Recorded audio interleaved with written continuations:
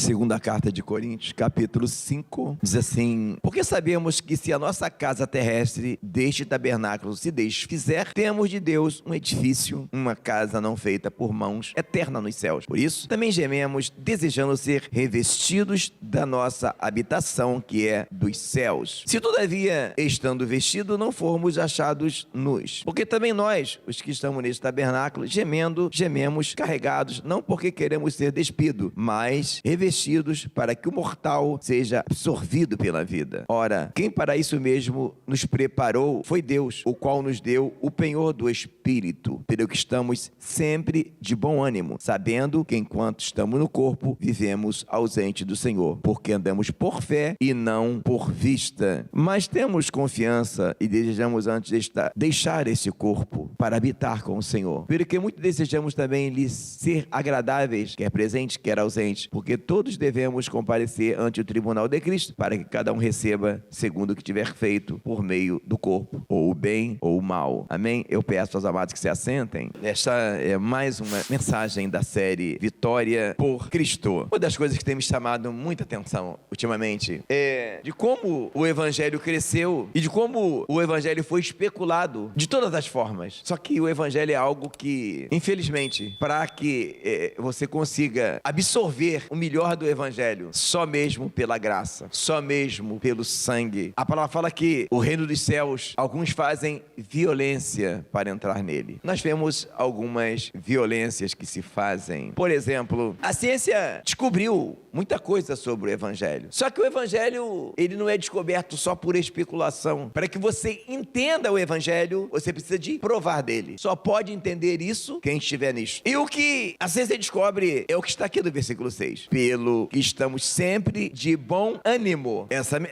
Esse versículo faz um link com aquele outro versículo que diz: regozijai-vos no Senhor. Outra vez digo, regozijai-vos. Regozijai-vos sempre no Senhor. Ou seja, o crente, ele tem autoridade para cantar na luta ou na dor. E o que quer dizer isso? A ciência tentou entrar nisso. E se percebeu que tudo no reino dos céus, que tudo no evangelho está atrelado à palavra. E hoje nós vemos um dos maiores nichos que se inventaram, que se chama coach. Eu tive pesquisando um pouco sobre coaching. Hoje é um nicho no mercado que tem rendido milhões para pessoas. Coach. Isso mesmo, as pessoas vão para lá. Parece até uma igreja, Diácono Raí. Parece até uma igreja. O pessoal pula, o pessoal fala palavras e, pasme, há até resultados. Por isso que alguns vão. Sem contar alguns cristãos que também, hoje em dia, pregam um evangelho coach. Tem um coach profissional a nível secular e tem o evangelho coach. Só que a verdade é que isso é uma violência. E sendo a igreja a noiva e Jesus Cristo o noivo, é bem lógico que nem um noivo e nem a noiva possa lidar com o outro com violência. Então o que acontece? Pela preocupação com resultados, hoje se fazem qualquer coisa. A importância é ter resultado. Por isso o famoso pragmatismo. O resultado pelo resultado, e os fins justificam os meios. Já ouviu alguém falar assim: mas as igrejas que estão pregando a teologia da prosperidade estão cheias. Ou seja, a importância não é o que está se pregando, a importância é estar cheio. Só que o tema dessa mensagem é vitória por quem? O tema dessa série é vitória por Cristo. Se não for por Cristo, pode até parecer vitória, mas na verdade não é vitória. E eu tenho observado, podemos produzir o bom ânimo de várias formas. É o chamado evangelho analgésico. Como é que é gerado o bom ânimo em nós? Quando temos uma visão boa da nossa vida, do nosso futuro. Isso pode ser gerado através da fé em Jesus Cristo, aí a vitória por Cristo, ou pode ser gerado de diversas formas. Nós vemos aí, por exemplo, o marketing multinível, que as pessoas chegam lá, aí tem uma Ferrari parada assim, tem mais um Range Rover, e alguém fala assim: olha, quando eu comecei aqui, eu tinha um carrinho velho, olha como é que eu tô. Isso gera na mente da pessoa uma ideia de sucesso. Isso gera uma dopamina, isso gera um ânimo. É uma dopamina liberada, que dá ânimo a partir de uma visão de palavras. Só que isso não é o evangelho. Isso aí é a PNL. E às vezes isso entra no evangelho. Às vezes isso entra dentro da igreja. Pessoas que são levadas a viver um evangelho que todas as vezes ele tem que ouvir uma história que lhe dê força para acreditar. Só que o evangelho é muito mais do que isso. Então hoje nós vivemos entre o coach e Cristo. A PNL ou o evangelho. E trafegamos nesses dois. E alguns querem misturar. Mas o evangelho é a única coisa que não se adapta a nada. Se você tentar tentar adaptar o evangelho a alguma coisa é impossível. Se você tentar misturar o evangelho com alguma coisa, é impossível. Você pode pegar o óleo, jogar água dentro, misturar, sacudir. Parece que misturou, não parece? Quando você para, o que acontece depois? Assenta. Fica água para um lado e óleo para o outro. É o evangelho. Ele não se adapta a nada. Ele não se mistura com nada. O evangelho de Jesus é a única coisa que não se adapta a nada. Não se adapta. E quando alguém tenta adaptar o evangelho a alguma coisa, vira uma anomalia. E que muitas vezes trazem consequências drásticas. E quando falamos de vitória, por que vitória? Não que viemos para Jesus pensando no que Ele pode nos dar, mas para que se entenda que muitas das vezes, irmãos, pessoas estão vivendo coisas que se parecem muito com o Evangelho e não é Evangelho, e por conta disso estão sofrendo. Consegue entender por que se falar de vitória por Cristo? A pior coisa que tem, irmãos, é alguém pensar que está vivendo o Evangelho e não está. E às vezes até dizer, por que estou nessa situação? Por quê, amados? Quando estamos vivendo o verdadeiro Evangelho, haja o que houver, estamos sempre de ânimo bom, de bom ânimo. E quando não estamos vivendo o evangelho verdadeiro, às vezes tudo pode estar bem, mas nós estamos desanimados. Essa é a diferença do evangelho para PNL, do coach para Cristo. Estar em Cristo não compreende só estar fazendo parte de uma igreja. É estar em Cristo. Já ouvi pessoas dizerem, eu conheço o evangelho. Eu vinha conversando na van com um rapaz, eu já fui de tal igreja e tal. E alguns entram e saem. Hoje acontece um fenômeno no Brasil e até no mundo tremendo, que você pode entrar às vezes em 4 lugares ou até 6 lugares com o nome de igreja e não conhecer o evangelho. Olha que fenômeno. Qual a prova disso? Que é impossível, ou podemos dizer, é quase impossível que alguém que prove do evangelho abandone ele. Na verdade, alguns fizeram parte de uma igreja como membro, mas não conheceram o evangelho. Ninguém que prova do evangelho abandona ele por qualquer coisa. E quando começamos a conversar com essas pessoas, nós percebemos que ele não conhece o evangelho. Às vezes aprende a cantar os hinos, às vezes até conhece algumas passagens bíblicas, mas não provaram. E por isso, às vezes tem motivo de sobra para estar de bom ânimo. Estão desanimados. Então, falar de vitória por Cristo se torna importante, porque o que é realmente estar em Cristo? O que nos faz realmente estar de ânimo pronto? É vivermos o evangelho. Levando em consideração que Jesus é o noivo e a igreja é a noiva. Não é assim que a Bíblia fala? Que Jesus Cristo é o noivo e a igreja é a noiva. O motivo pelo qual algumas pessoas, mesmo estando em lugares com o nome de evangelho, às vezes não estão felizes, não estão bem, não estão animadas, é porque vivem o evangelho da igreja corrompida, a Babilônia, a igreja adúltera. E qual é o perfil da adúltera para a esposa? Que a adúltera não tem compromisso, pagou e levou, não é verdade? E a esposa tem compromisso, tem afinidades e tem mais tempo com o marido. E hoje, algumas pessoas são levadas ao evangelho porque colocam Jesus para ela como se Jesus fosse a solução dos seus problemas. Mas não é. Antes de ser a solução dos seus problemas, Ele é a tua paz. A palavra de Deus diz que Jesus Cristo, Ele é a nossa paz. E quando não entendemos isso, agimos com Jesus semelhantemente o relacionamento da prostituta. Pessoas querem entrar no evangelho, mas não estão preocupados em se relacionar com Deus, querem apenas fazer uma campanha de 7 dias, ganhar um objeto e levar para casa e achar que vai ser resolvido. Porque vivemos mais do que nunca no chamado imediatismo. Queremos para ontem. O hedonismo também. Com isso, as pessoas não estão preocupadas em entender. Então observe que o problema maior do ser humano hoje, numa época onde existe extrema ansiedade, é a preocupação em resultados rápidos, levam as pessoas a viverem algo muito parecido com o evangelho. E por isso, às vezes, diz, eu estive anos e anos no evangelho e não consegui me libertar de uma coisa ou de outra. Mas a pergunta é, você se relacionou mesmo com Deus ou você apenas fez parte de uma igreja? E de todos os inimigos, o maior inimigo da nossa comunhão com Deus é algo chamado paciência. Nós vemos que quando Abraão fez o altar, ele teve que ter paciência para aguardar a resposta. E hoje em dia, as pessoas querem resultados rápidos. Mas o detalhe é que, na verdade, o que faz com que pessoas queiram um resultado rápido é que não entender que o evangelho, nós somos salvos pela loucura da pregação. Então, nós vamos para Jesus, alguém vai para Jesus, e às vezes têm realmente algumas necessidades, seja financeira, seja afetiva. Mas a loucura do evangelho é a seguinte, que ele estando em Cristo,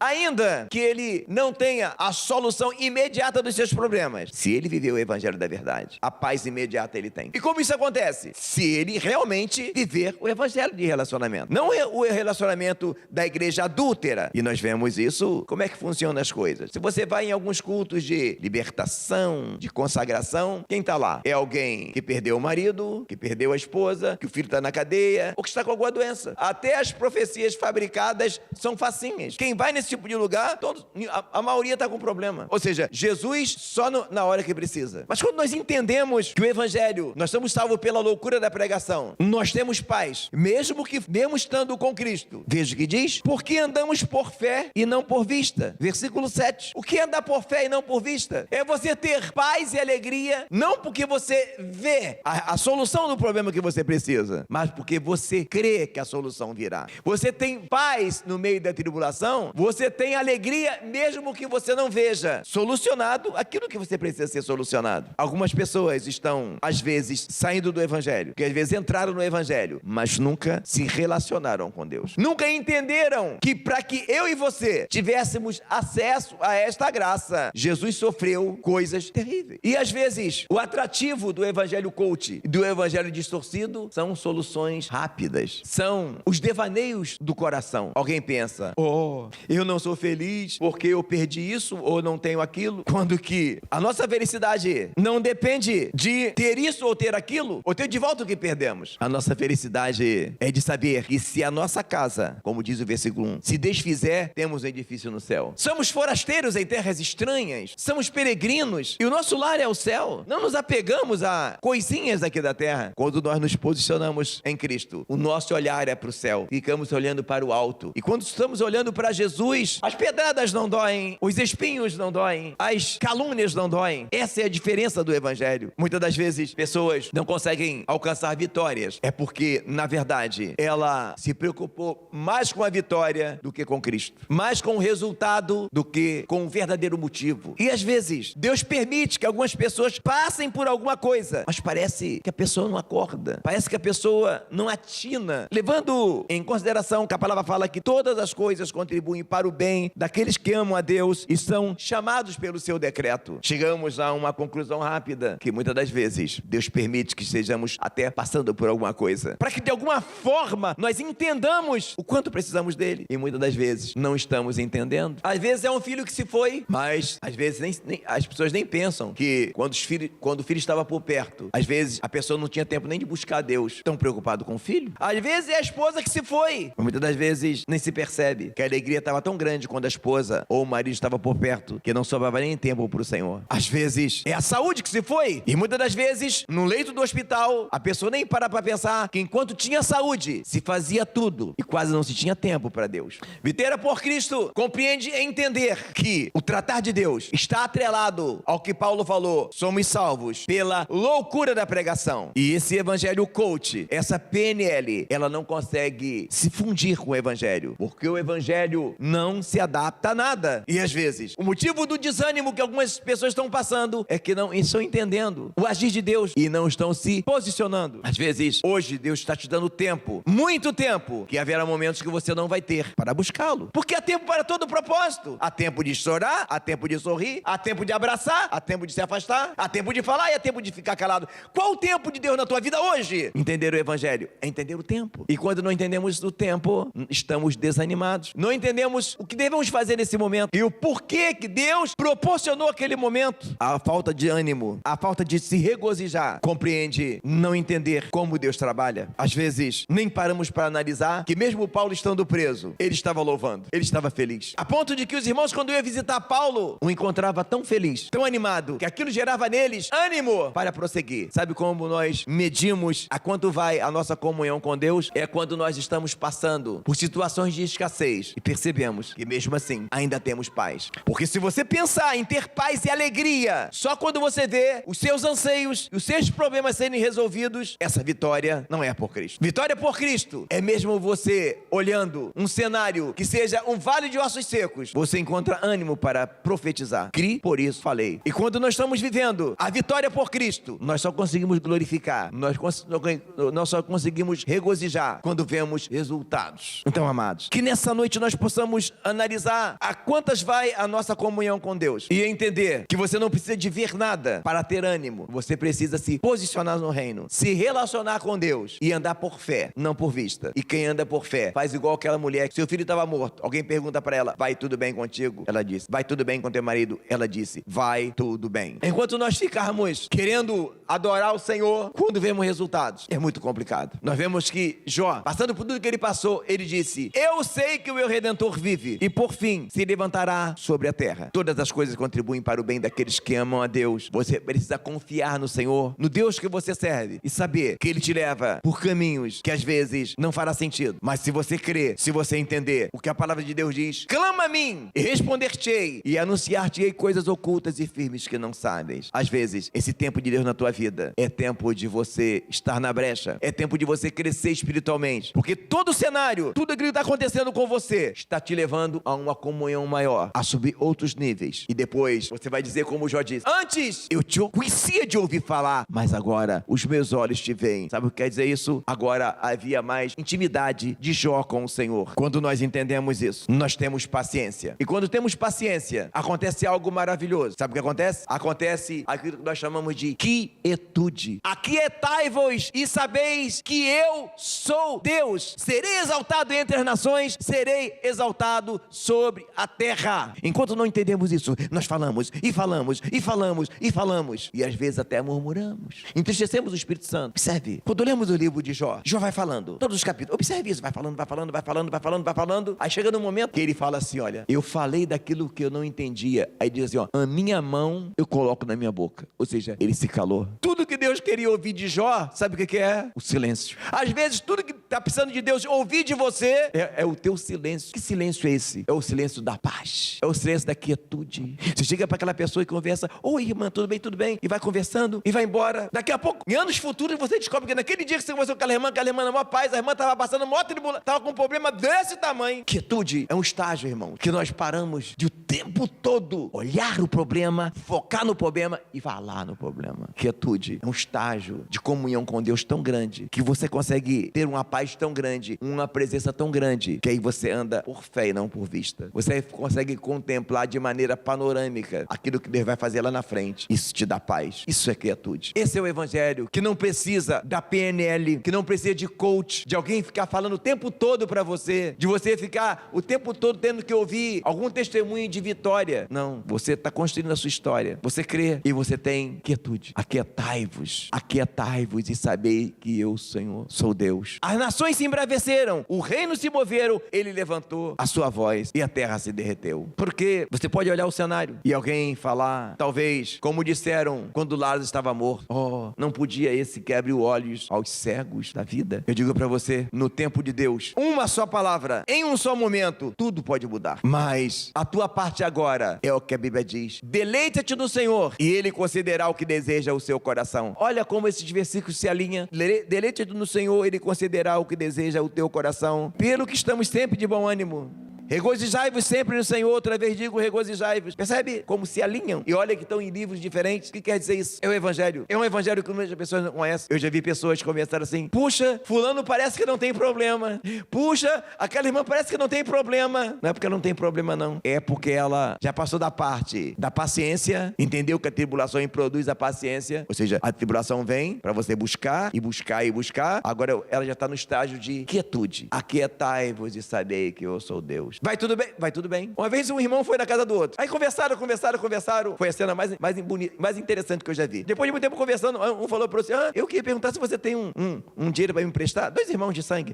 Porque, rapaz, lá em casa tá vazio. Aí o outro irmão pulou assim: que isso, rapaz? E você tá tranquilo aí desse jeito? Ou seja, o outro irmão ficou assombrado, porque o irmão estava na quietude, na paz tão grande, que ele estava tranquilo, na maior tribulação. Percebe? Quietude é isso. É um outro estágio. Não estou aqui dizendo que vamos vamos para Jesus para ficar o tempo todo vivendo situações de escassez, mas entender que a nossa paz, a nossa alegria, o nosso bom ânimo não depende de circunstâncias. Que enquanto circunstâncias dominarem o nosso estado de espírito, o nosso humor, a nossa paz, estamos ausentes de Deus, estamos fora do reino. Amém? Esta é a palavra de Deus para nós nessa noite. Vitória por Cristo é algo acima do que se possa pensar. E este evangelho, como Paulo disse, o nosso evangelho está encoberto nos que se perdem. Vamos orar? Amado Deus, eu ouvi a tua palavra e te peço nesta hora, meu Senhor, ó Pai, assim como tu abriu olhos aos cegos, abre os olhos dessa pessoa, Pai, que nessa noite está nos ouvindo ou que vai nos ouvir por esse vídeo, por essa gravação, para que eles possam contemplar a tua mão em todas as situações, que ela possa entender o tempo, ó Pai, e realmente possa ter autoridade para cantar na luta ou na dor, ó Pai, porque sabemos, meu Senhor, que a tua palavra diz que o reino dos céus não é comida e nem bebida, mas justiça e paz, alegria no Espírito Santo. Senhor, a nossa alegria não depende de coisas materiais. Ó Espírito Santo, venha tocar esse coração, contemplar a lágrima do que chora, a lágrima do desespero e trazer o alento pela tua palavra. Te pedimos em nome de Jesus. Amém e amém.